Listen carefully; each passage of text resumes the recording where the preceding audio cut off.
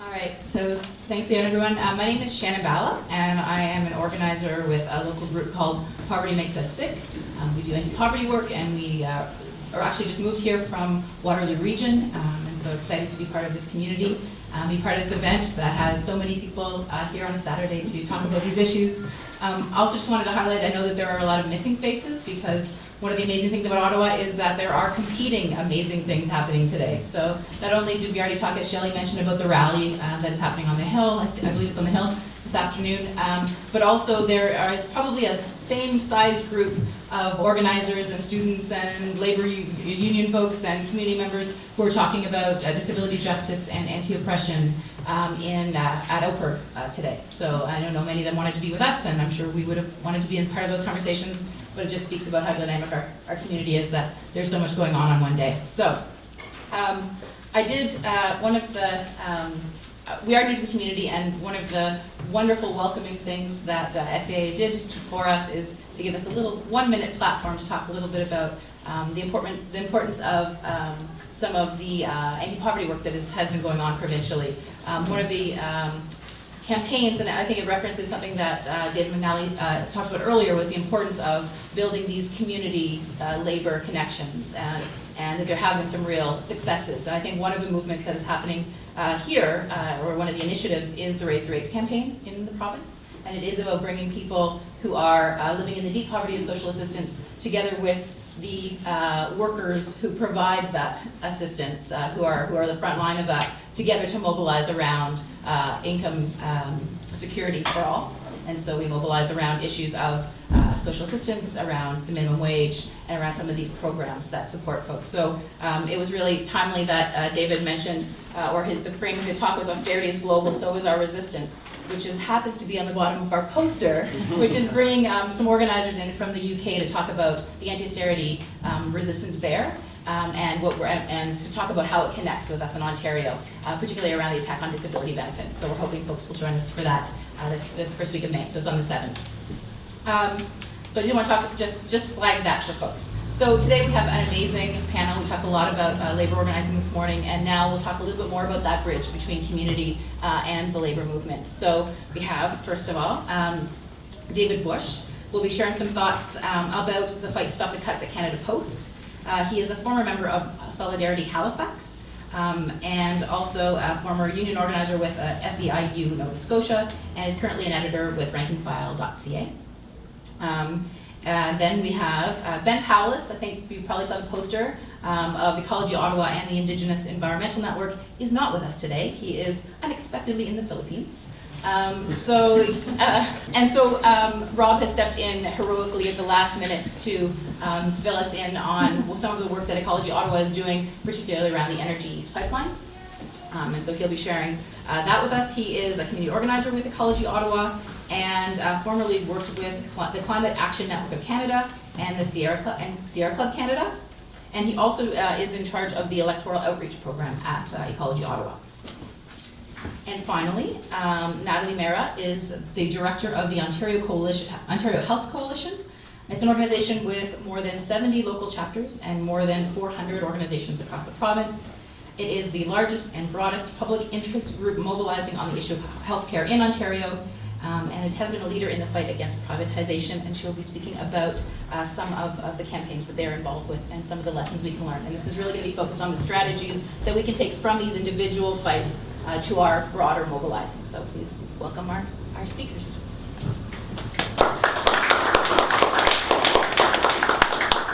Hi, thanks so much. I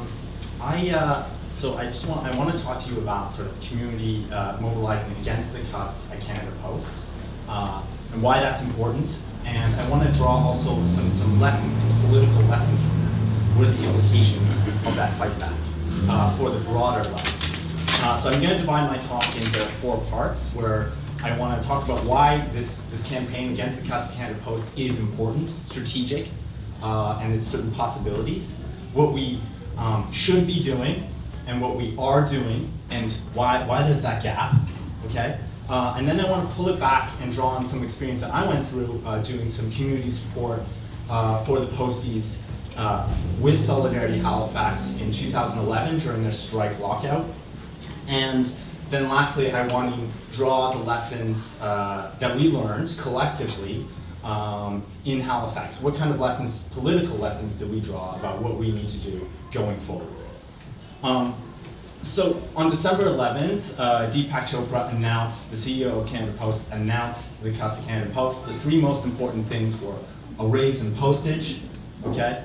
Cutbacks of jobs through attrition. We don't know how much, 6,000 to 10,000 jobs, okay? And in a 5-year plan to end home mail delivery for all Canadians. And essentially what they were saying was, you can pay more and get less. I'm not going to go into all the numbers and stuff like this. Enough ink or binary code has been spilled over all this. The numbers are total BS. Total BS. It's just lies. Everything to do with it is classic textbook privatization agenda. They want to cut back the service, okay, so it loses support, and then they want to privatize the most profitable elements of that. Because Canada Post is profitable, okay? Its parcel delivery is incredibly profitable, and it will continue to be so. And this is an attack. This is an attack on working people, this is an attack on the left, and this is definitely an attack on one of the most progressive unions in the country, Canadian Union of Postal Workers, okay? And so we have to defend that, and we have to defend that strategically, okay? And I want to make the case that something that Hassan said was that this is a winnable fight, and it is winnable. And I think that we should, part of me always was like, oh, the left is getting beaten back in the crisis period, and so on and so on. It's pretty easy to be defeatist, I think. And there's a certain truth to that. But I also think that there's certain possibilities here, okay? One is that they're attacking a union with a progressive history that has a certain level of militancy and rank and file organization, especially in certain regions. It is uneven, but it exists. They recently went through the strike lockout, okay? So there was a whole bunch of new members who've never been through any industrial action in that union, who are now have gone through something like this. There is then the leftover infrastructure of community support groups that spontaneously popped up around the country. I think in Ottawa you had something, Peoples for Posties or something, which was great. And I think the other thing is that this attack on this public service is actually a great way to bring together this sort of intersection of public needs, okay? Like people who use services and the union movement. They can come together and collaborate on this because they want to keep and strengthen a public service that is popular. 60% of all Canadians, whether they get home mail delivery or not, support home mail delivery. Okay? And that is a starting point. That's after all these attacks. So I mean, it's a popular service. The other thing is that this service goes to people's door, and they want to take it away. And I've been campaigning, door-to-door campaigning, and it is like shooting fish in a barrel. I have not encountered someone who said, oh yeah, I would like to walk like God knows where to go and pick up my mail, and then I'd also like to go to do that for my grandma. Totally popular. People think this is a crazy idea. Even, when Robb Ford comes out against the cuts, you probably go too far. And I think one of the things with it sets it up to doing this, because it's going to people's doors, means that we can, and it's a very easy, logical step to making it a door-to-door campaign, to do canvassing. And I think that people appreciate that. So there's a sort of material reason why this is good. The other thing is that the Canadian Union of Postal Workers has also been pretty upfront in talking about postal banking. How this is not only so we protect what we have, but we should be looking at transforming our postal service into something more, right? Where we can provide banking services to places that don't have that, for people who don't have that. And that's a big deal, because so many people rely on things like Money Mart and Western Union and all this crap, okay? Payday loan garbage. And I think there's a certain potential to do some serious outreach. The other thing is that this is a national fight. This isn't localized, meaning that it forces the left to start working together in different communities. It's the only way we're going to win. The other thing I would say is that when you go out on the doors, what we're doing on that is we are orienting to our right instead of our left. Meaning that we're going out and talking to people regardless of what political party they vote for or what they generally feel about so many issues. And we're talking to them about this one service that they're going to get stripped away, and we're trying to link it to a whole broader agenda. And we're doing that person by person. So I think that there's like, because I think it's definitely a winnable fight because of these reasons. And I want to go over sort of exactly what we should be doing. And this sounds like, I know it sounds super simplistic to most of us here, but I mean, there's steps to this stuff, which is we have to educate ourselves. Then we also have to, the next step is to connect with local labor councils and the locals of CUPW, okay? Whether they're regional coordinators or local presidents or local rank and file members, and start to work together. Make community members and posties and labor councils actually start working together. And also the other thing is contact MPs, MPPs, and city councilors. Because city councilors, there's all these bylaw provisions when they're putting in these community mailboxes that need to get approved. So we can use that. And what I mean there is that we should be forcing those people to call town halls, okay? And by calling town halls, what we get all of a sudden is this popular service, people will come out to these. Then we can start organizing door-to-door canvassing and start to make, I think, real inroads in further organizing. And this is where then we can start to organize things like community pickets of conservative offices and so on, right? The only issue here is that time is against us, right? This is a 5-year plan to destroy home mail delivery. It's going to be rolled out in 11 postal codes this year, starting probably in September. In Toronto, where I'm living right now, Oakville is the target area. They're going to target it where it's weak, where we don't have strength. So the longer we let this sit in, the more it seems inevitable, and the harder it is to fight. So I think that some of this stuff has been happening, but it's sporadic, okay? It's happening in little pockets here or there, and it's great when it does, okay? And this is sporadic on the community front, and it's also sporadic in the union, in Canadian Union of Postal Workers. In some places, they're really way ahead of the game, and some places, they're just catching up, okay?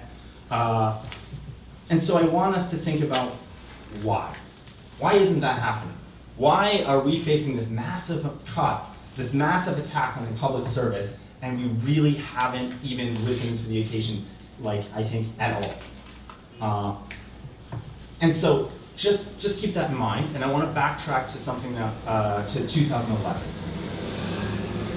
So during that round of bargaining, it was quite clear early on in 2011, and even in late 2010, that was probably going to end up in industrial action. Canada Post wanted to bring in the Modern Post, double bundle. The posties were super pissed, you could tell. I had friends who were postal workers who weren't necessarily political, and something was brewing. It was some serious stuff. And a bunch of us in Solidarity Halifax, it was just this network started to form in 2010, coming from a protest around the G8 ministers meeting in Halifax in the spring of 2010. A bunch of different community groups got together and organized this one rally, and then out of that, some people said, you know, we should probably be, this is a really small city, we should probably be working together. It just doesn't make sense to divide resources. We put on a series of conferences and established a network of individuals and groups that had working groups. So one of the working groups was Postal Support Campaign. And it started before the attack at Canada Post. And we met with the local union, the labor council, and so on. We developed materials, we developed a website, and we developed some sort of strategy to start being active before this actually kicked off. Okay, which was key, I think. So when the actions hit, like, when there was a rolling strike first before the lockout, and it hadn't rolled into Halifax but it was rolling other places. So we started doing door-to-door canvassing and doing a window sign campaign. I have some of the window signs back there. And we put those, oh, okay, yeah. Sorry. I will hurry up. So we put those window signs up, and we went out with posties, we went out with other unions and community members. We did all these like leaflets gathered, we petitioned, we gathered contacts and so on. And then when the actual lockout happened, what we did was we threw we had about 4 rallies in like a week and a half. We had an emergency rally where we went out and we targeted every single house. And we did thousands and thousands of houses. We targeted every single house that had a sign in it. And we were like, okay, that's a known supporter. Then we went out on an emergency rally in 24 hours. Then we were able to get, I think, a really good chunk of people out who weren't just the usual types. It was great, except there was some problems there, which was that it was really hard to get buy-in early on from activists, because we were already dealing with all this other crap, and to add one more piece of crap on before it gets to emergency was just not in the cards for most people. There's a certain reactionary mentality that we have on the left. We are reactionary because we're forced to. We're always reacting to what the ruling class or the right is doing, and we're trying to pick up the pieces and make the best of it. We have this, it's a triage mentality. And I think what David was saying, and other speakers as well, is we need a long-term strategy for change. We can't go from one like emergency struggle to the next and think that we're gonna make progress. So there was a bunch of us in Solidarity Halifax in this network who realized like, yeah, you know, what we actually need is, we need some sort of political organization that allows us to strategize for the long term. So basically, okay, yeah. So basically what we ended up doing was forming a political organization. It was explicitly anti-capitalist, but it wasn't sectarian. It's not like we weren't working with people from the NDP or whatever. Very open. It was an organization that was about organizing, but also, you know, political ideas, conflict within unity. I heard someone say on the first panel, all good. But we were trying to build on this infrastructure of solidarity, because it just didn't make sense in a town of 350,000 people to compete to organize. We wanted to have an honest debates and to organize and create a space that was to the left of the NDP, because the NDP was in power at this time, right? And not doing necessarily the best stuff. So yeah, and we had roots in labor. We had community activists, we had student activists, we had feminist activists, and we had people in the labor movement. And I think that we explicitly made it membership based. And this is a debate we had. And the reason why we said it's a membership based, you gotta pay dues and you gotta show up to meetings, is because we have to know how many people, like what kind of capacity do we have as a group of people to do things. If we're 10 people, we do the work of 10 people. If we're 5 people, we do the work of 5 people, and if we're 20 people, we do the work of 20 people. The problem with this organization, the network that we had before, was that we had, I don't know, like 50 people in and around that network, but maybe not everyone was active. So there was this sort of decoupling of like our actual capacity and what we thought we could do, which is bad for strategic organizing. And by membership organization, I don't mean like, and I think this is the most positive thing. It's the most democratic, it's the most accountable. This wasn't some sort of, I know lots of you looking out here are probably scarred by the new communist movement or things like this. But it wasn't like this. It felt like an honest way to have discussions and to decide things without it being, 30 seconds. Okay, yeah, you can ask me questions about this. But the point is that I actually think that we need to make this post-struggle a priority, and we need to build on it. That requires us to also have a political infrastructure to do it.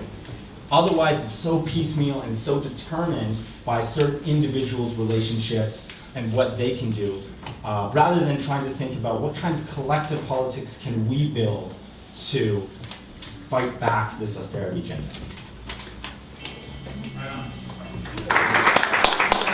Robb is going to now share the work of Ecology Ottawa with us. All right, hello everyone. Okay, that's so thanks very much for having us here. So I'm sorry that Ben is not here, and I'm a very poor replacement for Ben. Ben is leading the Tar Free 613 campaign in Ecology Ottawa. So my file is a little bit different from Ben's, but I have been an active volunteer in this file, so I know a little bit about the pipeline, and then with my work at Climate Action Network Canada, I'm quite familiar with the international and national climate situation, and of course the energy politics associated with that. So I think as part of the discussion here today, we're looking for ways to cooperate, ways in which we can perhaps share success stories, strategies, solutions. And I'm very encouraged by what Dave has said about the notion of door-to-door canvassing, and that's kind of where Ecology Ottawa has started zeroing in its efforts. For years, and it's a great solid tradition. The environmental movement has done a very good job of lobbying, talking to MPs, writing letters, etc., and writing reports. And we're not at all disparaging that effort. We think that that's a fantastic effort. But we think that as a movement, the environmental movement should do what every other successful social movement has been doing for millennia, perhaps, and that is talking to people whose opinions we don't already know. And so that is, getting out of rooms like this. Not again, these are extremely useful to share ideas, but then getting out on the streets and talking to your average person and trying to see if we can perhaps sway them, but more generally locating our friends, because we go on the assumption that in the city of Ottawa we've got hundreds of thousands of people who share our core values, who want livable and healthy communities, who want a sustainable city, and who don't like the reckless energy agenda of this federal government. So in terms of the connections between the solidarity against austerity movement and the labor movement, as well as the environmental movement, I think there's a link here with the federal government. Obviously, it's quite clear, and that there's some. I think that it's going to be an interesting discussion afterwards, talking about the linkages there. We're fixated mostly, of course, on the energy politics, but of course, the broader political agenda is something very much worth discussing. So perhaps I could just go in a little bit in a little bit more detail as to what Ecology Ottawa is and what we do. We're a small grassroots local environmental movement. We're a small organization, nonprofit, and so we want to do two things. And one is promote environmental leadership, and so that's by contacting, especially City Hall. We focus on City Hall, and I was interested that Dave talked about City Hall as well. We think that there's a lot of gains to be made there, but we also talk to our local members of provincial parliament and members of parliament, of course. And the second thing we do is we really want to show, and because it is a reflection of our values, that we care deeply about the communities in which people live. And so we want to get out and help people do the things that make their communities more livable and more sustainable. So we do things like stream cleanups, park cleanups, and ideally, with the work especially that Ben is doing, we mobilize those communities around issues that are important to them. And the pipeline, of course, presents basically, in the way I put it is that we didn't choose this campaign, it kind of chose us. Last summer, we were just proceeding nicely, doing our work, community cleanups, planting trees, etc., complete streets policies. And then this pipeline was announced by TransCanada, and it basically poses, in many ways, a direct threat to a lot of the work that we're doing, perhaps all of it, because we're trying to make Ottawa a sustainable city and a sustainable capital. And when you have 1.1 million barrels a day of tar sands crude running across the Rideau River, across prime farmland, endangering aquifers all over the area, it becomes a very serious concern. So that's why we got involved. More generally, some of the rationale behind our involvement is really related to the climate file. So even though we're a local organization, we're very much aware of the national situation.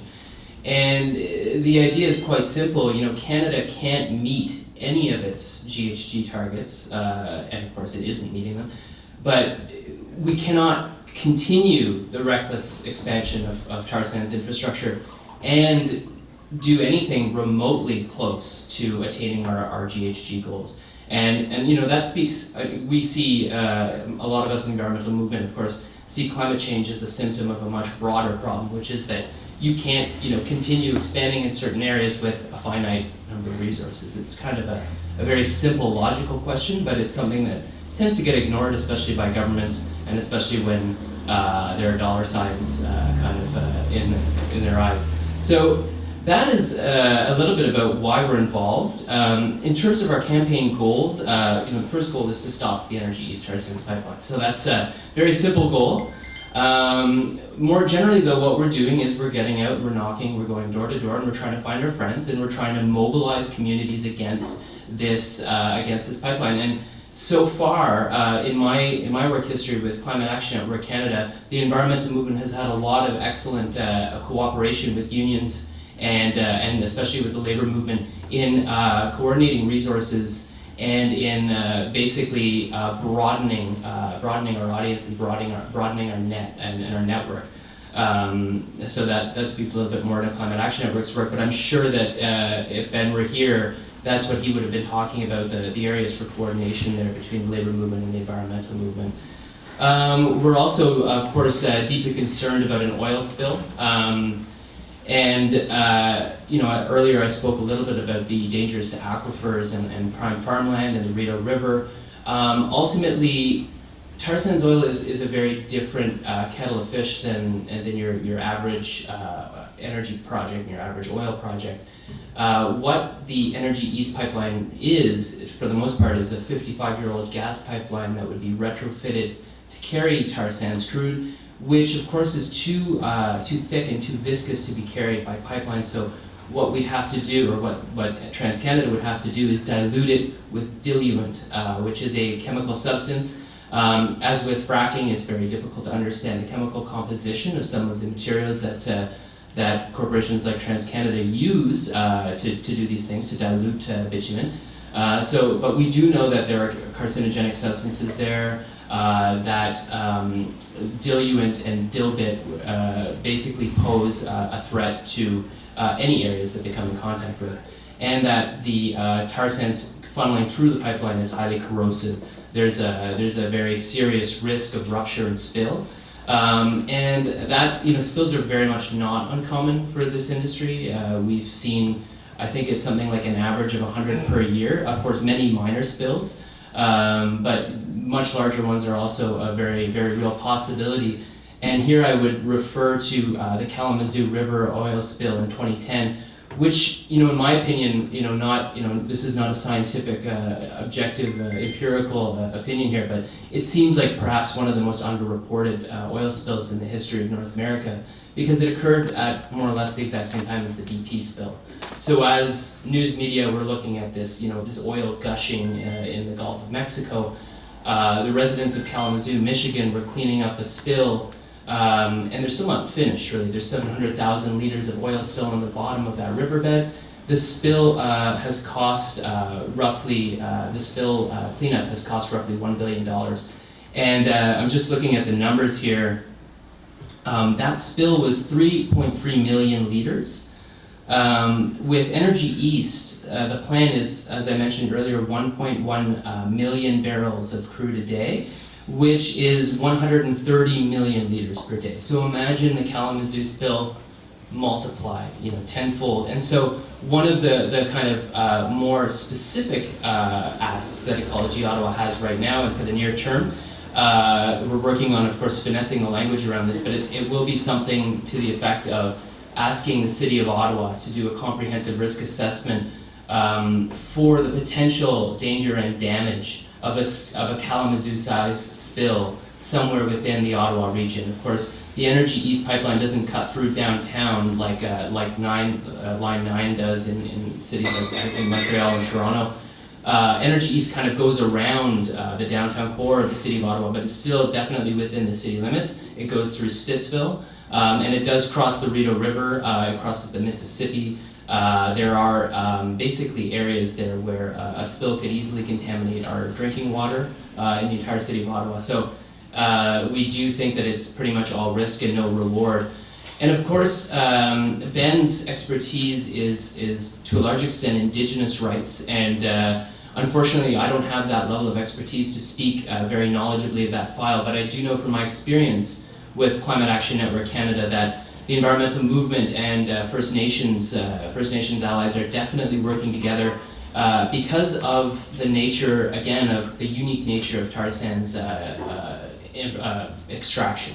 And basically what that means for First Nations communities downstream of Fort McMurray and that area. So Fort Chipewyan is a community that's often cited as a very vulnerable First Nations community that is receiving basically all of the negative effects of tar sands extraction and very, very few of the positive effects. So we're seeing an increase in autoimmune diseases and an increase in rare cancers. And that medical science is, of course, and I guess it doesn't surprise any of us at this stage, but to some extent there are records of it being suppressed and records of it being highly difficult to publicize this really critical information. So there is definitely a very strong First Nations dimension here, and it's something that we should all keep in mind going forward as we talk about the immediate risks in the city of Ottawa and the global climate risks. But there's also a First Nations dimension, and finally there's also a very critical economic dimension. And the question there is, how far down the road to an energy superpower, quote unquote, do we want to get at a time when the world is transitioning away from fossil fuels, and when the Intergovernmental Panel on Climate Change tells us that by mid-century we need a full fossil fuel phase-out.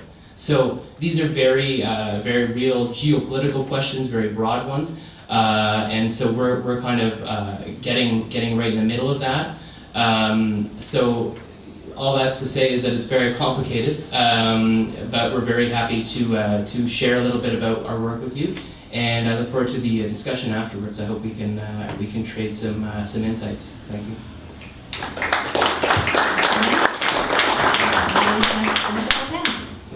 Thanks. That was really interesting. Thanks. I wish I could have been here all day. I really think that the work that you're doing here and the questions that you're asking are so critical to all of our work. And anyway, couldn't have too much work, too many other events and so on. So I'm gonna approach this just from sort of giving a quick review by the numbers of where I think we're at, and the kinds of work that we've done, and where I think it falls short, and where I think that we have we're doing the right thing, and maybe raise some questions that I struggle with. So I've spent the last 14 years trying to build the broadest possible movement to preserve Medicare in Ontario, and also in Canada with the Canadian Health Coalition.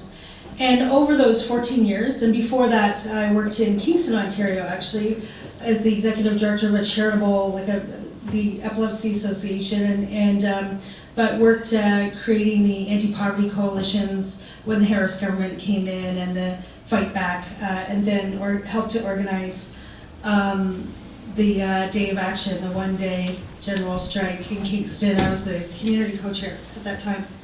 And so my perspective is kind of informed by that 20-year experience of working. And really, there's there's just no question that we have lost ground from 1995 to today. There's and very, very significant ground, and particularly in Ontario, we've lost ground compared to other provinces, with BC perhaps being, I think, the other province that has really very, very significantly lost ground over the last 20 to 30 years, but the whole of Canada. And so just bottom line, looking at Ontario by the numbers, Ontario now funds all social programs, that's income transfer programs, all of the social programs, the least per capita in Canada. That's something that they now brag about in provincial budgets. They actually put a chart in the 2012 provincial budget. They now actually quote the Fraser Institute in provincial budgets, something that has started under Dwight Duncan as a finance minister. But they, they're one of the authorities that, how they have pull-out quotes through the budget. And I recently, I guess it was a year and a half ago, did a report for the Ontario Common Front, of which the Ontario Health Coalition is a part, trying to pull together, because a lot of people in social movements don't really quite get how all of these things intersect. Maybe in a very esoteric way, but not really. How does the fight for public services and the fight for income transfer programs and the fight for labor conditions, how do they all intersect to create the kind of frame in which we operate in trying to create equality or create inequality in the country? So trying to look at, as many of those things briefly as possible. And this is what we found. So basic income inequality, as you all know, has been increasing. If you look at a family, on a family basis, from the middle class on down, people have been losing income, either stagnant or losing income, right, for the last 20, 25 years. And at the very top, the top two deciles have been increasing dramatically. So it's kind of like a fan, it goes like that. And so when we're talking about austerity, we're really talking about austerity for some, but not for others. We're talking about a transfer of income back up to the top, essentially. So if all social programs and income transfer programs are about pooling our income and transferring it out, mitigating the inequalities that are dished out by the private marketplace in terms of unequal salaries and unequal wages, then what's been happening is very concretely and demonstrably a reversal of that, right? In terms of how are people paying for it, well, in Ontario, we now have the highest tuitions by far of anywhere in the country, university tuitions. We have user fees in schools that nobody even has heard of in other provinces. We pay the most out of pocket for healthcare of any province in the country. We fund housing the least of any province in the country. We've seen huge gains in income inequality, BC and Ontario leading the country. The income group that has suffered the most in recent years is elderly women. And in Ontario, I think it was a 40%, I think it's a massive increase in the number of elderly women that have fallen into poverty, and double the rate of the rest of the country in that. So very, very significant indicators that Ontario, has significantly fallen behind the rest of the country. So bottom line, how are we doing on the fight against austerity? Well, not very well, to say the least. And people are suffering in very real ways, I think, as a result. In terms of the healthcare movement, every fight that we've taken on, so that's the negative, and like you, that's the truth, but it's not the whole truth, and it certainly is not going to build a movement, and it's not going to inspire anybody to do anything. And even, all of us, I think, probably go home and feel quite depressed about it at times, and so I think we have to look at it in other ways. And like both of you, our movement has spent a lot of time and found a lot of hope in going door to door and doing person by person organizing and that sort of thing. Although that is not, I don't think, shouldn't be an end in itself. But every fight that we've engaged in the Health Coalition has, in some ways, succeeded in their goals. For one, across the country, there aren't a lot of national coalitions left that do domestic work in Canada. The Council of Canadians is one, the Canadian Health Coalition is one. There's very few functional national coalitions really left in the country. And the healthcare movement is one, and it does meet regularly, share information, work across provinces. It's quite impressive, actually, what happens. And has had some really, what people would call successes. So in New Brunswick, when the health minister announced that she was going to bring in both private payment and private delivery of services, the movement was able to completely defeat it. Just stop it entirely. In BC, when BCAA, the auto insurance folks tried to start selling private healthcare insurance. Within 6 days, a movement by the BC Health Coalition killed that plan, just stopped it dead in its tracks. In Ontario, we've held mass outreach, door-to-door campaigns, mass plebiscites. So where we go into a town, we go door-to-door through the whole town for 4 weeks. We hold media events. We make the issue. We, instigate an election-like debate with the government. This is on P3 hospitals, so type of privatization, and then we hold a vote, at which we, at Shoppers Drug Marts and on street corners and in local convenience stores and in Legions and so on, have ballot boxes, and we ask people to vote. Do you want a P3 hospital or do you want a fully public hospital? And of course, we get huge votes, bigger than the municipal election turnouts, and we win them. We get 98% on our side of the people who vote. And through that, we've had more than 100,000 people, more than 120,000 people vote against P3 hospitals across Ontario. And through that, we have not stopped the international financial industry, let me tell you that. But we have rolled back the privatization in these deals in a way that has not happened anywhere else in the world. The private financing deals still exist, but they can't bundle in 30 years worth of service privatization. So we've saved, just to put it concretely in a way that I can quickly explain it, in the first P3 deal, 400 jobs were privatized. In every subsequent P3 deal, less than 5 jobs were privatized. So that's the difference. But what is true of all of these things is that a huge fight resulted in either ending up back where we were when we started or slightly less than where we were when we started. They're all defensive fights, and the net result is less than what we'd hope. Overall, has healthcare in Canada expanded? Yeah, in some ways, for sure it has. Since 1995, when Paul Martin cut, whatever it was, 30 billion from transfers, but then he didn't actually do the 5 years worth of cuts, right? But the very significant cuts that he announced, basically, he reversed them in the 2004 Accord, at least for healthcare, but not for the social transfers, actually. And so over the 10 years of the health accord that ran from 2004 to this year, the cuts of 1995 were reversed. Well, if you total that up, so the federal government is back to 23% of healthcare funding in the country. But if you total that up, it took till 2014 to reverse the cuts that started in 1995. We've lost, 20 years of progress, really.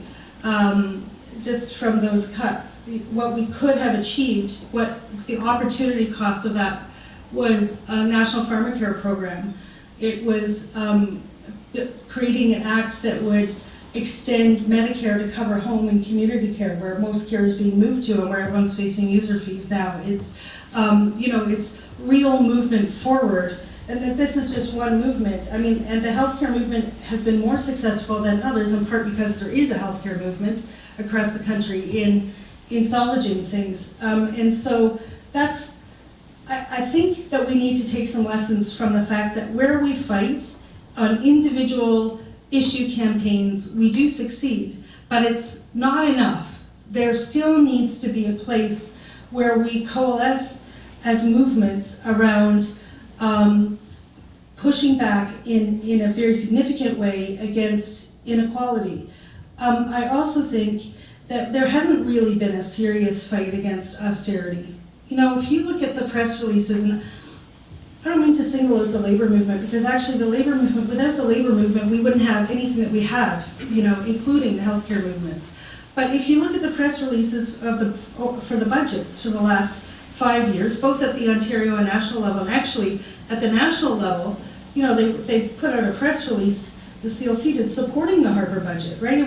Harper used it in the debates in the last election. It was unbelievable. It was just, now they said it was a mistake and so on, whatever. But at the end of the day, if you look at even the best press releases, were nowhere near as critical of what was happening as a real assessment of the picture would require. And in Ontario, we had a few years of gains when the McGuinty government first got, and we actually did concretely have some gains. They were reversed and more by Dwight Duncan when he became finance minister, but that was an MPP from Windsor, supported by, the unions, some of them anyway, in Windsor, and nobody ever really took it on in a serious way. The fact is that in Ontario, and to the extent that in Canada, the fiscal plan is to create greater inequality, and that is a fundamental problem for all of us,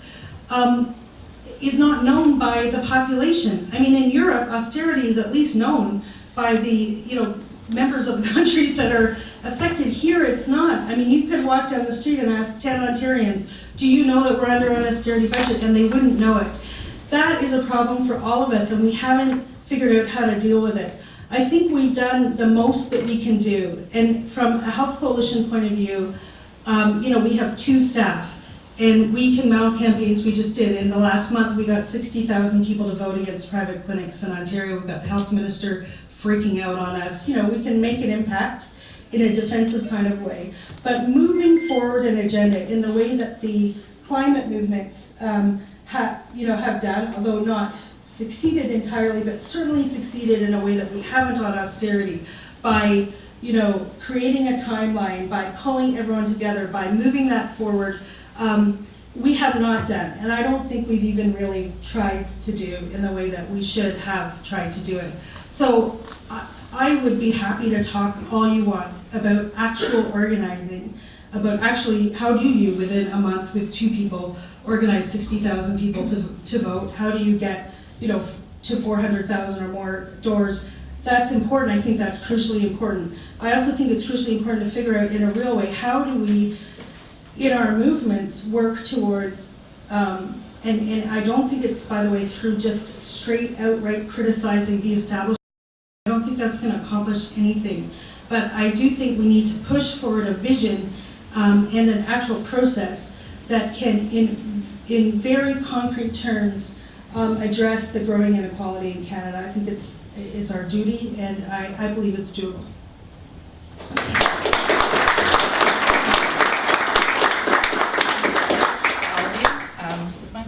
Hear that? Oh, here we go. So thank you. It sounds like we've talked both about big visions and also some concrete steps. So hopefully folks will have some questions, and we'll do a couple of rounds of questions, and then we can revisit that question about whether we're going to break up into groups or do some more broad discussions. So I'll take questions now. Yeah, I think it's so interesting that the whole climate change debate well, not the debate, but just the sort of policies that the government's in provide. It seems to be, like the financial crisis, it seems to me that there's no real good policy rationale for pursuing these things. So, for instance, like even the jobs argument is ridiculous because like Robert Poland, for instance, shows that you can invest in renewable energy and you can create much more jobs if we're so concerned about jobs and things like that. And it's sort of like, it's almost like that there's a sort of loss of any sort of, it's almost like just try and stop us. That seems to be the rationale. It's like we're not going to even justify our policies in a serious way anymore. We're just going to say, you can't stop us, so try and do your work. So I think that's sort of what government policies are organized around, and you can see that. So the financial crisis, where at the bailouts, just try and stop us. We're going to give money to rich people, and everyone else gets screwed over. And it's the same sort of policy drop. It's sort of this absence of any sort of coherent, consistent policy rationale. Yeah, if I could respond to that. I mean, I totally agree. I don't understand why the government is pursuing this one industry as opposed to all the other things. And as you say, the job argument doesn't make too much sense. If you look at the job numbers for Energy East, after the pipeline's constructed, it's something like 25 permanent jobs. And as you say, there are much more jobs. I think the Blue Green Alliance, or Blue Green Canada did a study, and they said that for every $1 million invested, 14 jobs are created in green energy versus 2 in oil and gas. But I guess, the power of business as usual is strong and is definitely a major factor. But yeah, it does seem like the mentality is just try and stop us. And the good news is that in some ways we are stopping them. Kitimat recently had a plebiscite on April 12th. And roughly 60% of the town, where they had the most to gain from a project, from a pipeline project, 60% of the town voted against this. Of course, it's a non-binding resolution, but the implications are pretty huge. It means that an organized grassroots movement in a small little community can actually beat the big money that companies like Enbridge are throwing at these projects and hoping that something will stick. So I really think we can do the exact same thing in Ottawa. And right now, my personal view is that I see a number of councillors, MPs, and MPPs trying to keep their heads down and not be noticed and not be called out. But we really, I really think we need to, get them to take a strong stand on this position. And they'll only do it once they see that there's enough people who are concerned. And I totally agree. And I think that that this is something that we're going to win, and it's just a question of action. There you go. Sure. I'm going to expand on the point that you alluded to about the centrality or the importance of the current postal struggle. Because I don't know if your experience has been kind of like mine, or folks in this room has been like mine, but I've had more than one share of conversations with otherwise fairly liberal and progressive friends, and dislike Robb Ford as much as the next one in this room, who you say, really, you're putting all your effort and time into postal delivery, saving mail where it goes? Come on, I'm trying to save my school from being closed or my hospital from being shut down. And the reason I raise this is because I think it really gets to the point that you were saying about how strategic this is. Because on the surface, it may look like it's not a big deal compared to some other things, but it is an absolute big deal. Because as you say, the numbers are bogus. So we know that this is not being motivated by saving money. We also know that, and I might disagree a little bit, say that it's really probably not even so much about the privatization, but this is actually like an ideological and political assault on the whole concept of public delivery of services. And it is also an ideological and political assault on one of the few unions in Canada that have a really militant history of fighting back, CUPW. And I think that the real decision that's being made here in corporate boardrooms and at the PMO is, if we could break CUPW, if we could go after one of the most militant and assertive unions within the House of Labor and break them, well, damn it, the world is our oyster.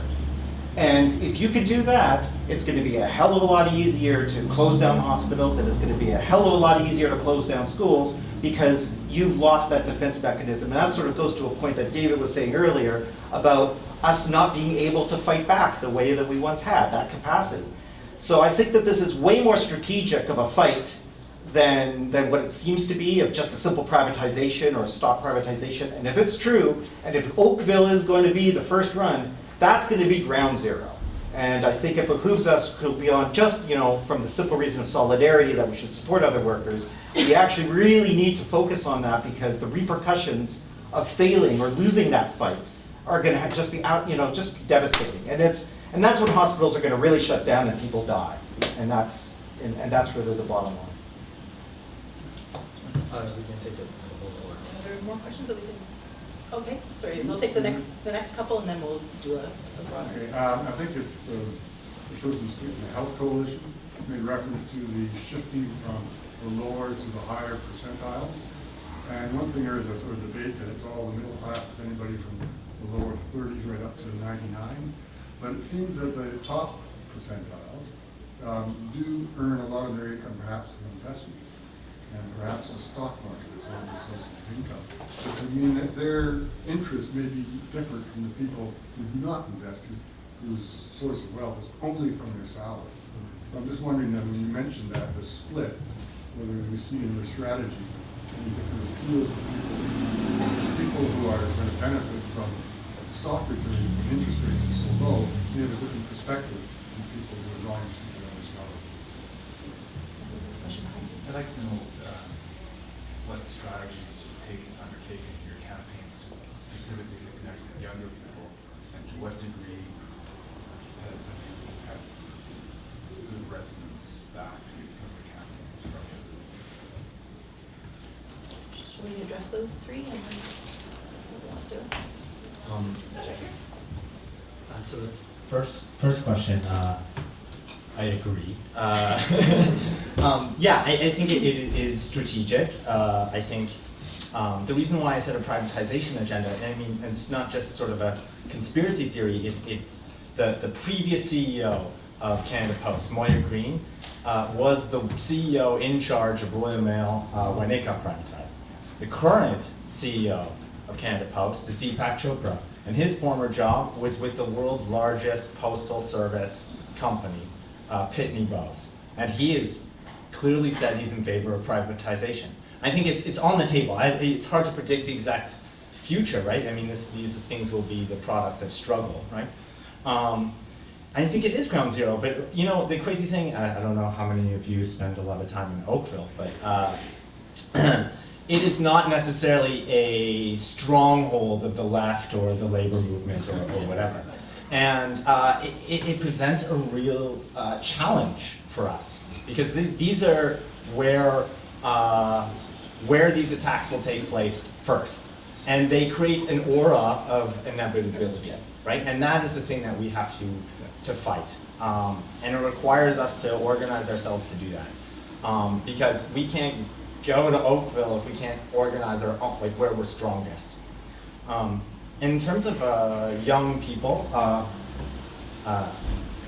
yeah, I mean, in terms of, I'll just address with Canada Post thing specifically. Actually, the people who are most sympathetic to this, I mean, the only sort of negative or neutral views I've really encountered are actually from the odd young person I encounter on the doors, which is like, I don't do mail, I don't get mail.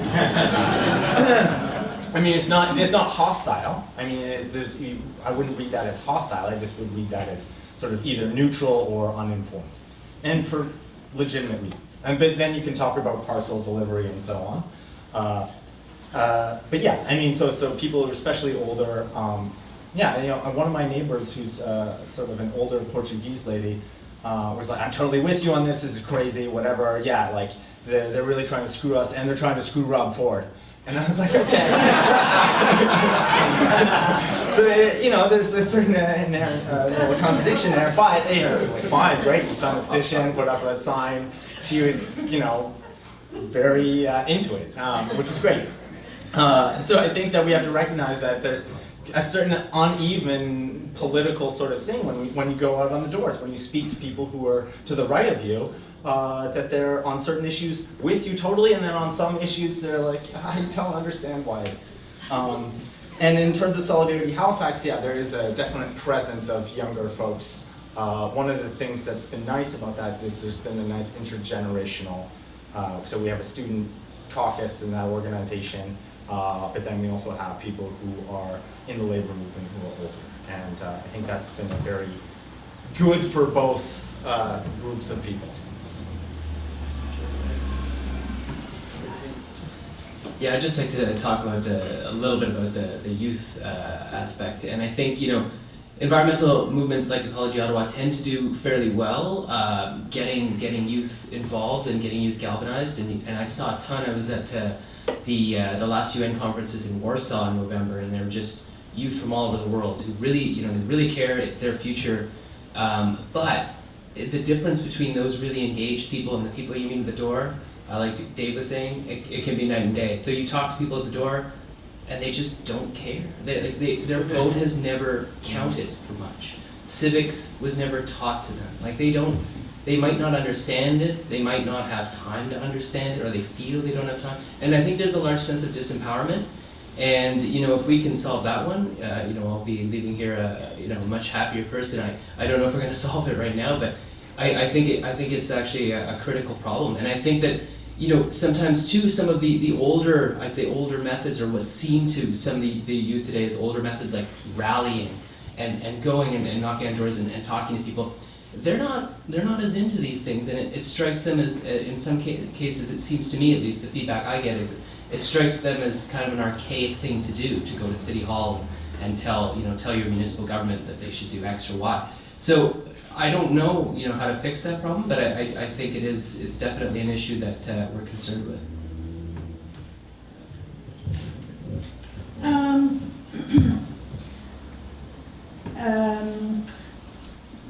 on the income question, I agree with you. I don't know what, it's hard to think through the implications of that. So I'm just going to leave it with I agree with you. On the Canada Post fight centrality, I agree with part of what you're saying, but I actually, very concretely, hasn't.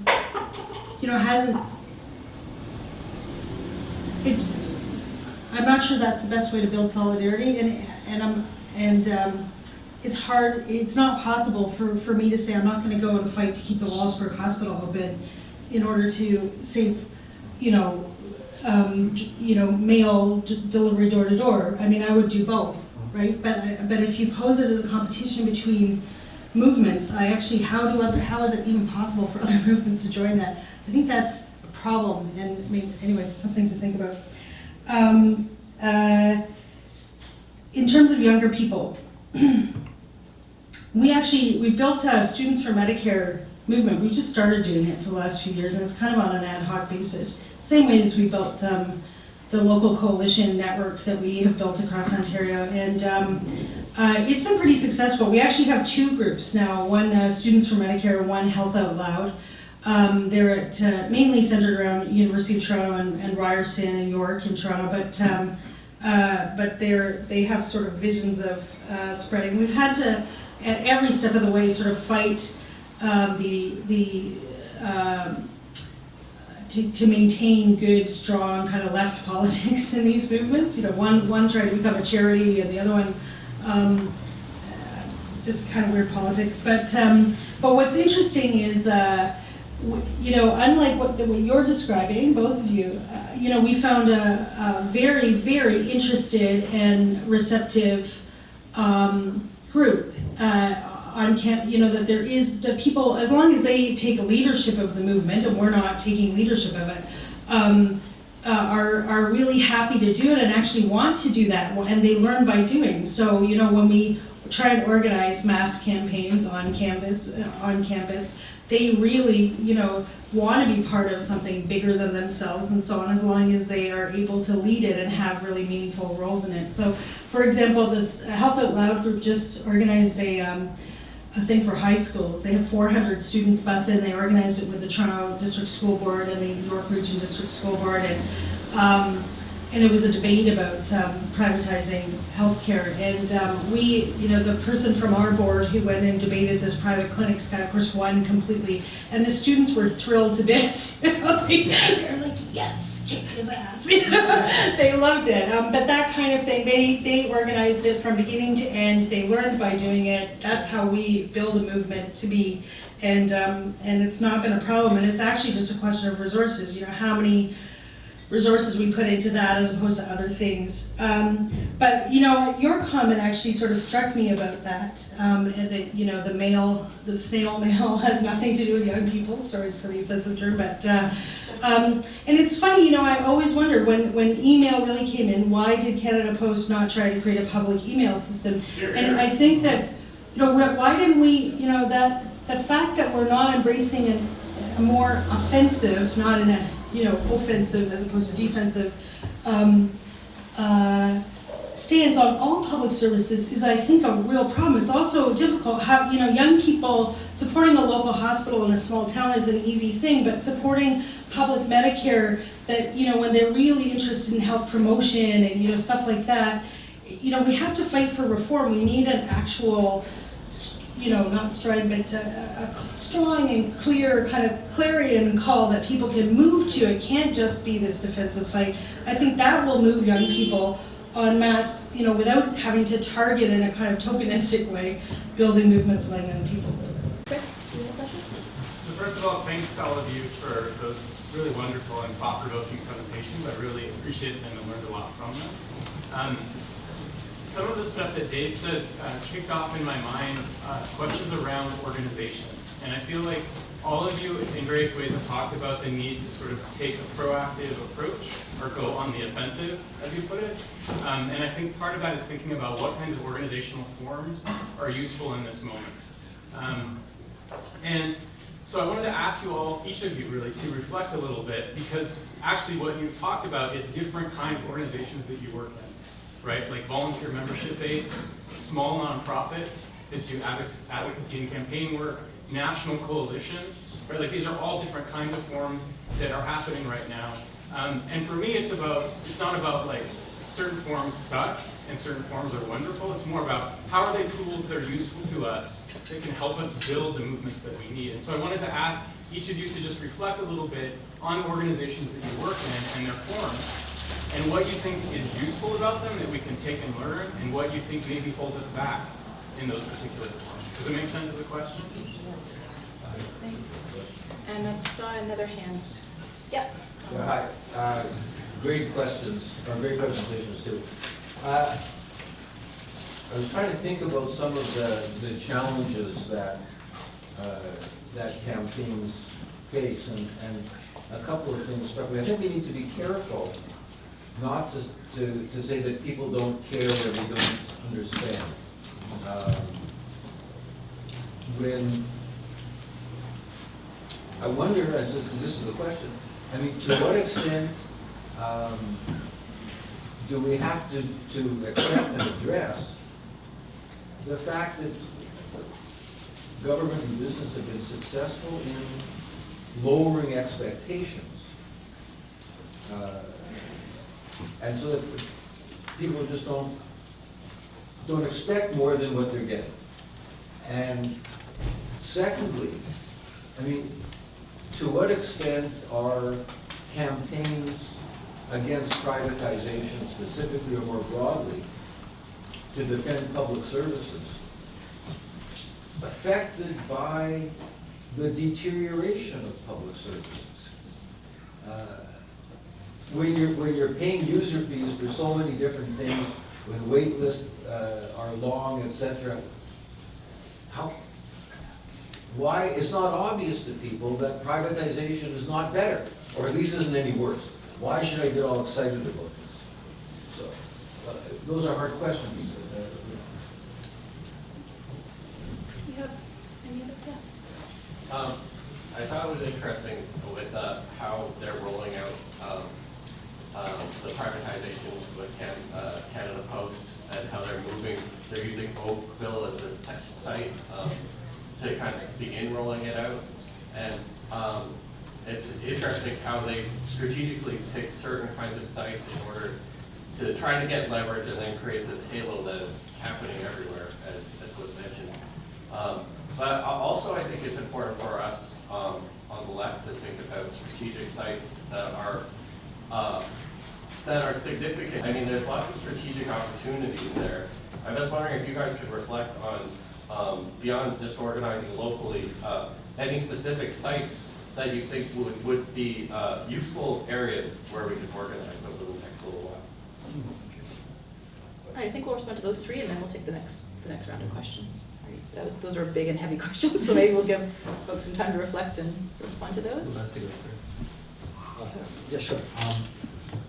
Okay, so I have a question for your question. How many of you have been part of any type of organization, like campaign organization at all?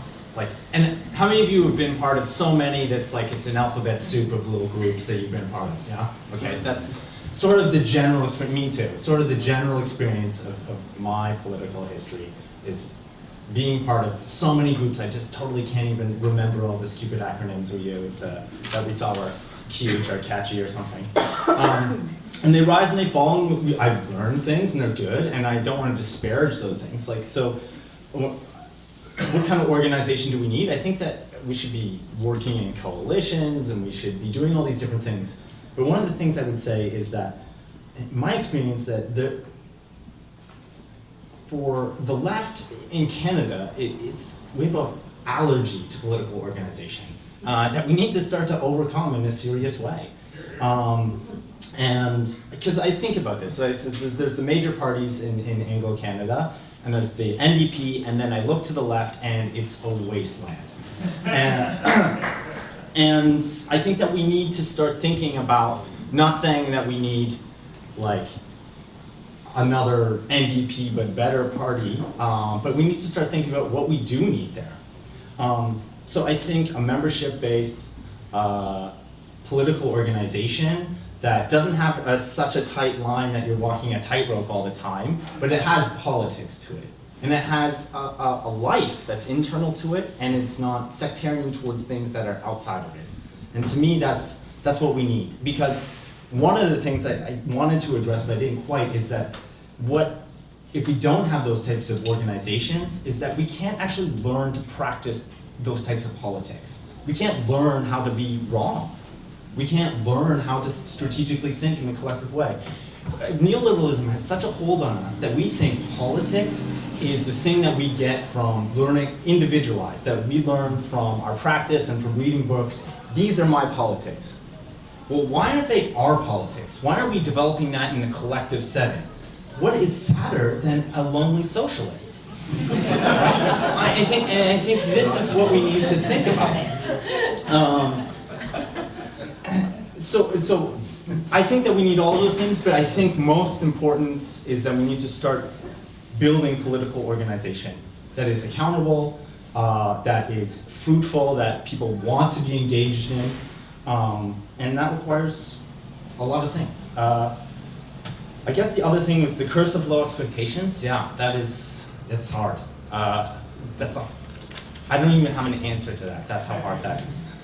Because people have been so beaten down that to the idea of expecting more, or even to holding on to what they do have in a collective fashion, I think is really hard, right? Like, so people will fight to the death for the $80 they have in their wallet, but like when they start ripping apart our collective services, we sort of like, they're gonna do that. What can you do? Can't fight City Hall. And I just mentioned with the Oakville question, it is in Oakville, but it's also 11 postal codes around the country. Strategic sites, I think, yeah, postal stuff, I think the healthcare thing, I mean, wherever you think you can make gains that speak beyond just that campaign is strategic. So in Nova Scotia, Solidarity Halifax had a campaign that was basically nationalize or make the Power Corporation, which was a private monopoly, back and make it public, okay? And what was interesting about that campaign was a couple things. One, it was no major party, the NDP included, wanted to take that up. So it distinguishes us from that, but it also seemed like a rational thing. Everyone hates the power company because they would go to the utility board and raise rates like year after year, 12%, 20%. No one liked them. No one liked them.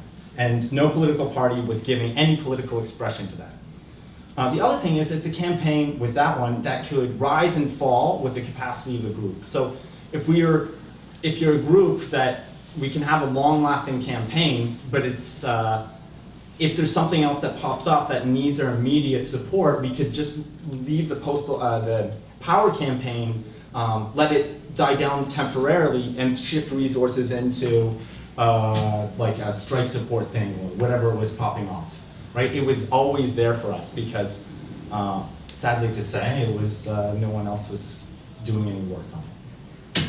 Sorry. No. All right, I'll take a crack at these questions. So the one about organizing, and so my experience with Ecology Ottawa is actually quite limited. Like, I'm fairly new to the organization, so a lot of this is secondhand knowledge through the executive director, through the people I've been working with. But my understanding is that it's a fairly unique organization, and it's unique in my experience working in the environmental field, is that it is a highly decentralized, volunteer-driven organization, like a lot of the kind of grassroots movements that are most successful. So in terms of what makes an organization or a type of organizing most successful, I'd say in the case of Ecology Ottawa, probably the most important aspect of it is that it touches people close to where they live. And I think that's something that's really hard to get at, especially when you're talking about things like climate change that are so broad and touches on UN negotiations, and people's eyes just glaze right over. When it's something like a pipeline in your own backyard, I mean, it has that kind of, you can mobilize people on the basis that it will affect them.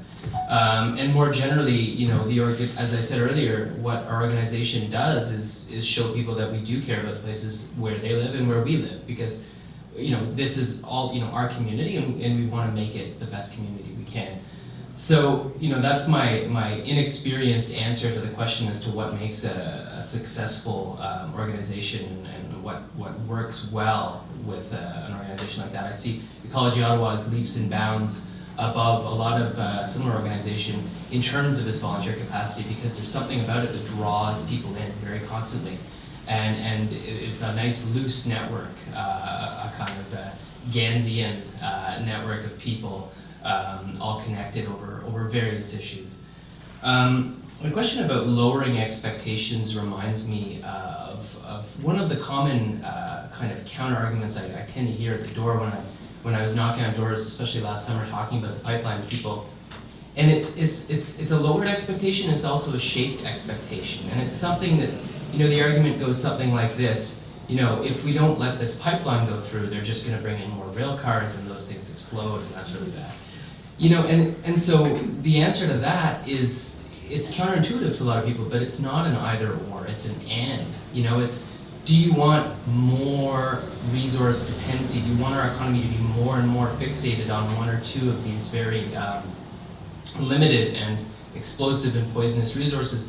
Or do you want us to broaden our economic base and do other things? There are other jobs in other industries. Do you want us to green our economy? Do you want us to get with the 21st century movement that is being led by countries like Germany that are doing amazing things to their grid and to the energy sector more generally? So yeah, it is a very real problem. I don't know how to fight it other than to talk to people about the fact that they don't have to pick their poison. You don't really, you're being set up with a set of false choices, and that's the mistake of the media, and it's definitely something that the government loves to put its hand in as well.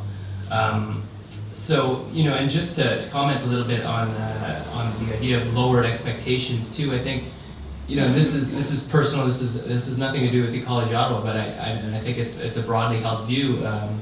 It's just that our electoral system is really crappy, and when you get a very limited number of choices, there's that feeling, and it's I see it at the door. It's not that people don't know about civics, but it's that they've always felt like their vote has never counted anyway. So they've just tuned out, and that's something that I've found so many times, and it's something that I think we can fix, and I think there's a huge momentum to fix it, but.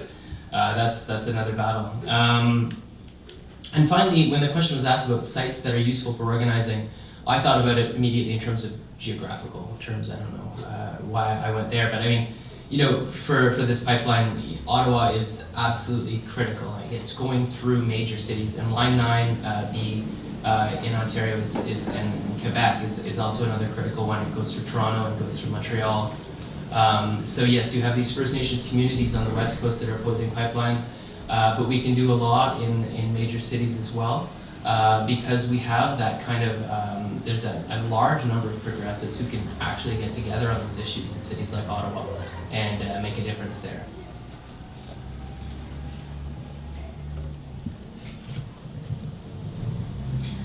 Super tough questions.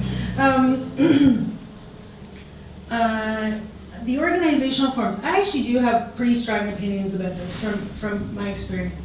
I do think that, I'll tell you what I think is problematic. I think we should not put time and energy into creating any kind of organizations that are clearing houses at this point. I don't think we need that at all. I think that we should not try and subvert the existing issue-by-issue movements that have worked in crucial fights, to save water from privatization in Toronto, or things like that. They are crucial. They actually are the defense, the line of defense. We need that, and so I think we do though need something like.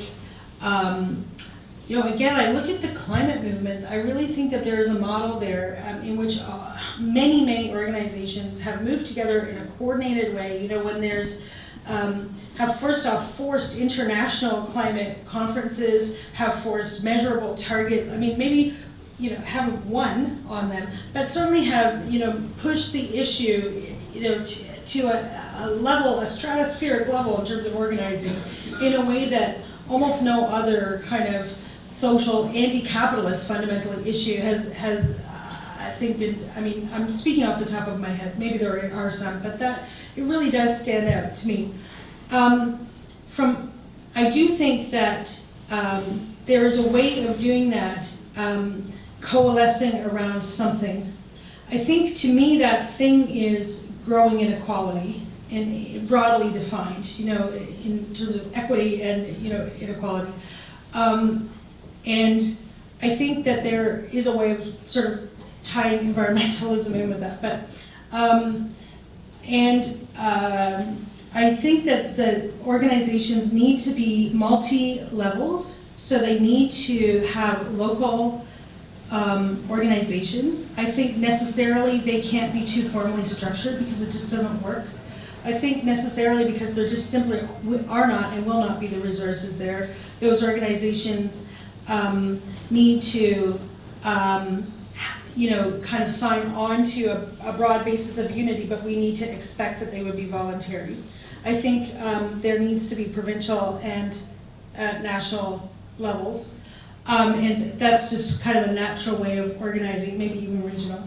I think that multi-layered format you know, that agrees that they're going to focus on one thing or a set of things at the same time has the chance of making those things rise above the noise and actually moving the ball down the field on them. I think if you don't do that, you know, it's just not, you're not going to be able to mount something that is commensurate to what we're facing. So I think that's all I have really time to say about that. On the question of being careful not to say that people don't understand, or that the idea that people's expectations have been lowered. I think that's true. On the other hand, I think that all the polling shows that Canadians are optimistic about the future, and perhaps irrationally so, but you know, that's a good thing, right? In terms of, it's a contradiction, because I do think that people's expectations about what the state can provide, about like, I think the people who grew up in the generation of when you know, the post-war social programs were created actually have this notion of the state creating these things. I think the left that's younger does not.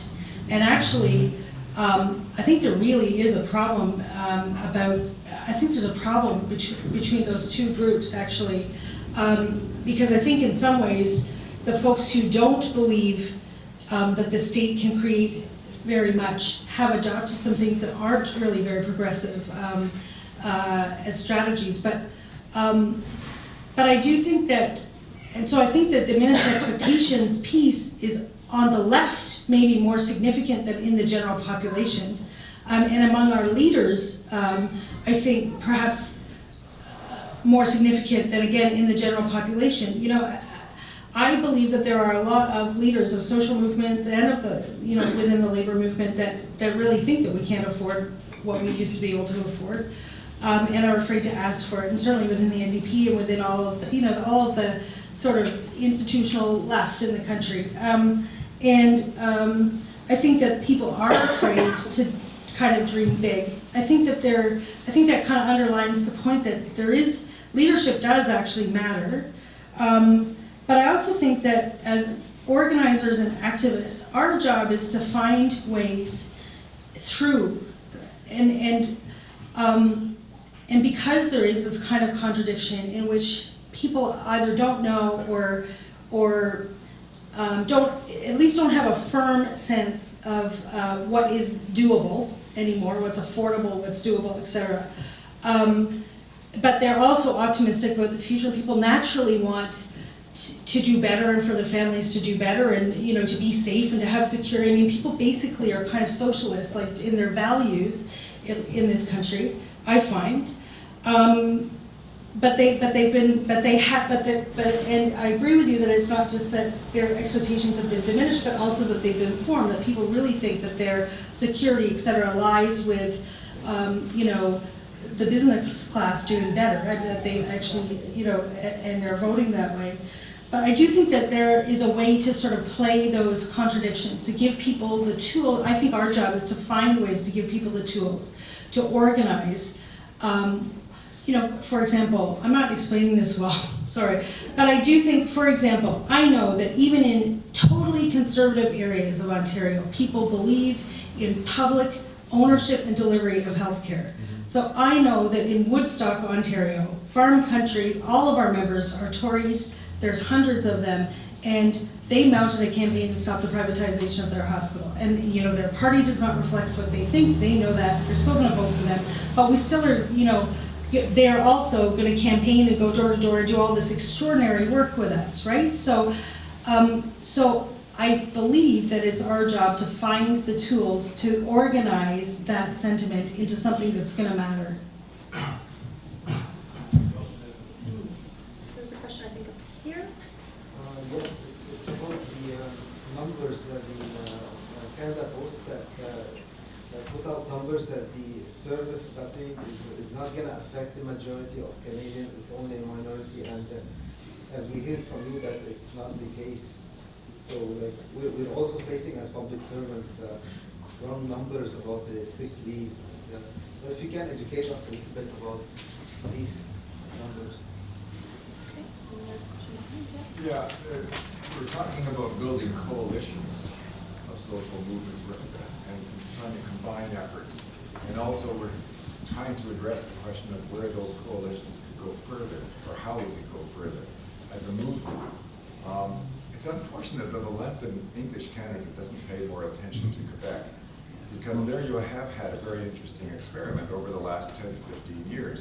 And I'm referring to Quebec Solidaire, which is a political party which grew out of the social movements, and with an active left, many of them with experience going back decades, helped to initiate that process. The initial actions, of course, grew out of the women's movement in the 90s, with the March for Red and Roses, then the World March of Women, and then it carried forward at the Quebec Summit in, 2001, and then the movement against the Iraq War, which was huge in Quebec, bigger than anywhere else. And out of that came a process by which radicals with long experience and from many different tendencies decided that they had to get together, put some of their differences aside, and focus on the main task, which was to build a united movement with a political character to it. And eventually that gave way to first the Union des Forces Progressistes and then to Quebec Solidaire, and which now has 15,000 members. It doubled its size during the Quebec Spring in 2012, the big student upsurge and so on. And interestingly enough, it's grown and it hasn't become more conservative. It's become, if anything, a bit more radical. And they just waged what was effectively quite a good election program, or campaign rather. They didn't get the votes that they'd hoped for a variety of reasons which I won't go into. But this party has considerable promise. The original idea was to build a party of the ballot box and the streets. The latter aspect is being, to a large degree, neglected. But now, with the majority government and no more general election for 4 years, they're going to have to confront much more seriously the question of building in the streets, that is, building movements and so on. They're strong. I think if you go to a convention, the last one I went to was 350 delegates. If you polled them, you would find the majority of them are active in various social movements. They're weak in the unions, which is a big problem. But some of them recognize that, and they're going to have to organize themselves to have a presence in the unions as a party, and as a, with other militants, and so on. So there's a very interesting experiment taking place there, and we can learn a lot from it. They're ahead of us because the social movements generally in Quebec, which has been going through the same pressures and procedures, privatization, etc. The social movements are relatively stronger in Quebec, and that gave them a base. But I think that it shows us to some degree what can be possible in our future here. And it's well worth paying attention to it. Any other questions before we answer that? Any women want to ask a question? Just noting that we are a silent, well, minority in this case. If not, then maybe I'll ask one. Sir. A question. I thought that. Chris, I thought Chris was raising a slightly different question about strategic leverage within a campaign. Again, unionizing campaigns, you know, if there's some sort of a warehouse that serves a whole set of outlets, you can shut down the warehouse, you can create a lot of havoc. Now, I don't know how this applies to various campaigns, but I mean, I think around in the case of postal services, I mean, people have tried to think about how they could block the delivery of mail to businesses without affecting ordinary working people in their homes, as a kind of a strategic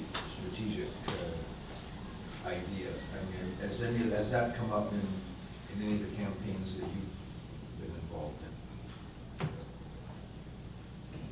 Anybody have any questions before I do mine? Okay, so, and mine isn't well thought out, so hopefully this will be quick and then we can wrap this piece up. I've noted that in the anti-poverty movement, some of the challenges of mobilizing with community and labor is that often, for example, poor people see the source of the difficulties as their frontline workers. So it is the people who are delivering services, and so building alliances across those bridges is often really difficult. That often the people that you see most who are oppressing you are the people who are unionized labor, and so getting motivated to fight their fight when you're seeing them as often the enemy is really difficult. And I think that's one of the power of the Raise Rates campaign, is to really start to build those bridges and start to see ways that we can build pushback together. And I guess that's not unique though to our movement. And I think about the environmental movement. We talked a little bit about that at break, and probably other, I'm not sure if in your own movements that is, or campaigns you're seeing that about the conflicts or the some of the challenges of doing those very specifically labor and community building initiatives, and how you're addressing those, if those exist in your contexts. So, do you want to take those three questions, or do we have? I'll quickly just go over a couple of numbers, not too in depth, but so 4 things. One, only a third of people in Canada, or addresses in Canada, will end home mail delivery. That's not quite true. That's what they claimed, but they're not including any type of apartment complex in there, and we don't know what that looks like. So the numbers look more like 2/3. So they're kind of lying about this. The other thing is, they also claim that Canada Post has a pension overhang of like over $600 million. I forget the exact figure. Okay, well, the Canada Post is required to run a stress test for their pensions, which no other public service has to do, which no other private pension plan has to do. They have to fully fund every single member or worker their pension as if they all retired tomorrow. Well, I mean, if all those workers retire tomorrow, I think paying their pensions may be the least of our worries. So, I mean, that's not how pension plans normally work, okay? And that test means that they can say that there's a crisis in the pension system. Not only that, in the 90s, they totally the federal government raided public pension plans to pay down, like, so they could have balanced budgets, okay? They stole from workers. The other thing is that, has it been profitable? 17 of the last 18 years have been profitable with Canada Post. The 1 year it wasn't profitable was when they locked out 50,000 of their workers for about a quarter. Mail delivery, is it down? Yeah, it's down sort of. It's not down to the trajectory that they want it to be down. Like the Canada Post wants it to look really steep. First class mail, like that's the typical letter mail that some of us may still send. Is down, but parcels are way up, and other types of mail are way up. They used the Conference of Canada Board of whatever, I forget the name. Conference Board of Canada. Conference Board of Canada. It's getting a little jumbled there. They did a study the Canada Post used to trot out to justify these cuts, which was mail delivery is down because in the third quarter of 2011, mail delivery was really high, and the third quarter of 2012, it was really way less. Well, the second quarter of 2011 was a lockout, where they didn't deliver any mail. So all the undelivered mail piled up and then had to go out in the third quarter. So it looked like they were delivering tons of mail, and now like, oh my God, in that year, people just stopped sending letters, like crisis. And so they've really jigged the stats to make it look like it's way worse than it is. It's profitable, it's large, like, think about it. More people are delivering or ordering parcels online than ever before. I think I've spoken too much, but maybe I think the one thing I would say there's a dynamic tension is the community work with labor is that really labor has to be in the lead in the postal stuff. I mean, we can do a lot in the community organizing, and we can help build some sort of internal momentum if they see community support. But what really wins this fight, in my opinion, is that Canada Post says we're gonna put in these community mailboxes, and they organize either those workers to stop service or to take the same letters and then deliver them to people's homes and ignore those boxes. That's what's gonna win. And in terms of the Quebec stuff, I'm sure we can get into that, but I mean, that's been inspirational, I think, for myself and other people I organize with. But I also know that the conditions and histories there are different. It's not that those social movements are relatively stronger, they're way stronger.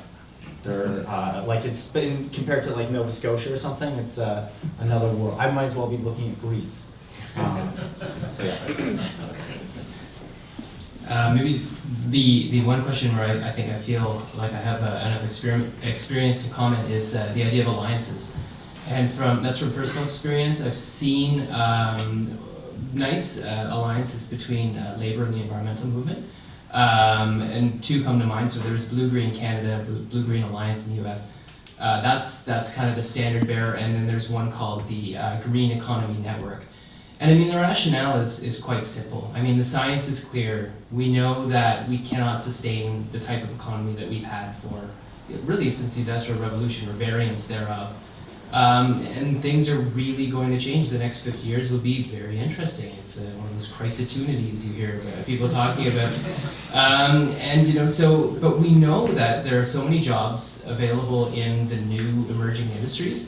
And so basically the organizations the movements are working together to find ways in which you can have good, you know, well-paying unionized jobs in the green tech sector and in the green economy. And so I think those discussions and that kind of cooperation is still at an embryonic stage, maybe in Canada. I think it's more developed in the United States, so we've got a long way to go. But from what I've seen, it seems like a solid cooperation, and I'm sure that it'll bear some interesting fruit in the years to come.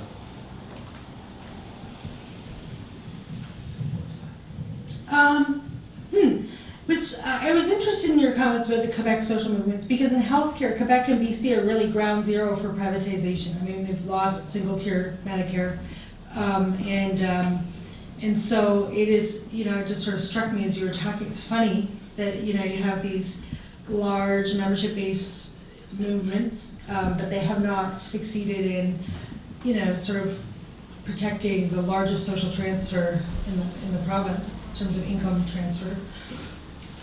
Anyway, so I guess the measure of success is, to me, are they winning on, you know, what issues, and it would be, I wish I could stay and hear this.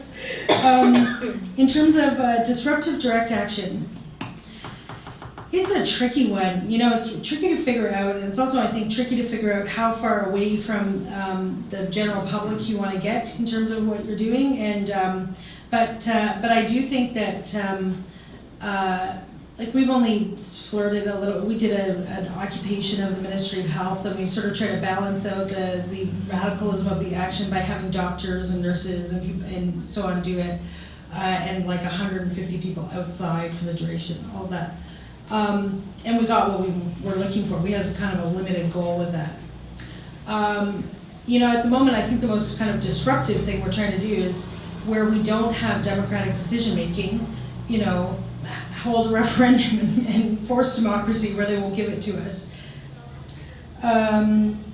for what that's worth, you know, and it does sort of freak them out, but you know, it's not the magic bullet or the, you know, the magic pill, I should say, or whatever, that's going to help us win.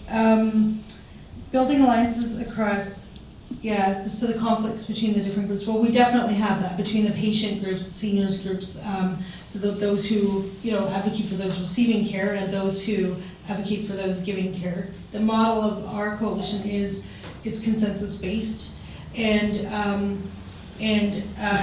you know, we have. I think part of it is just.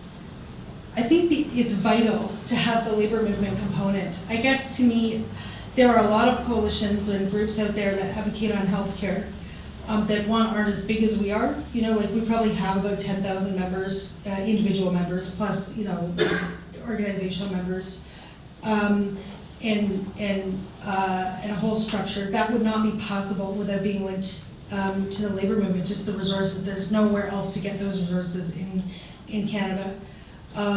And I think secondarily, like they would never, you know, it just the left politics, as much as we all love to criticize the labor movement for things, there just wouldn't, the politics would have gone liberal, and then, you know, because the liberals have, because the whole spectrum has shifted, you know, I know that our coalition just wouldn't be even what I would identify as progressive if it weren't partnered for the labor movement. So there's always criticisms from the community side of labor. And I actually think that they're very unfair in some ways, in truth. So there are conflicts, and we try to breed consensus and try to go back to principles and stick with that. I have to say where we've completely failed, and this is, I think, partly because of our tie with labor, is we've completely failed in creating a proactive vision, kind of offensive vision that I would have liked to do. From the time I started 14 years ago, we tried to hold conferences and bring in academics, bring unions and academics and the seniors groups and all, you know, all the patient groups together and so on, and try and sort of plot out how could we expand public ownership in healthcare? How could we make it more democratic? How could we you know, what would a real progressive vision of a healthcare system look like, and how could we do it? All right, well, we have about 10 minutes before our next panel, so I want to thank all of our speakers for giving us, again, some really challenging thoughts. I know that SAA in general wants to take a lot of this back and start to think about how we can integrate some of these challenges, some of these strategies as it moves forward as an organization or as an alliance. So thank you very much. Thank you all for